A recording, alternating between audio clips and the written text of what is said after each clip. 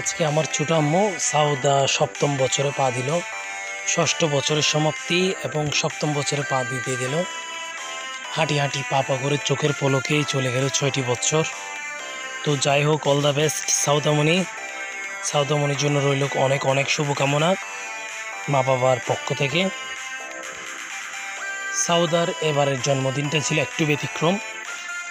সাউদার এবারের জন্মদিন, সপ্তম বছরের জন্মদিন পালন হচ্ছে তার খালামণিদের গ্রামের বাড়িতে, জুইদণ্ডী আনোয়ারা। যার কারণে সাউদা এবং সাদমান খুবই এক্সাইটেড ছিল ফুল সেলিব্রেশন জুড়ে। সাউদামণি এখন না, সবাই বলো, সবাই হ্যাপি বার্থডে বলো সাউদাকে, সবাই বলো।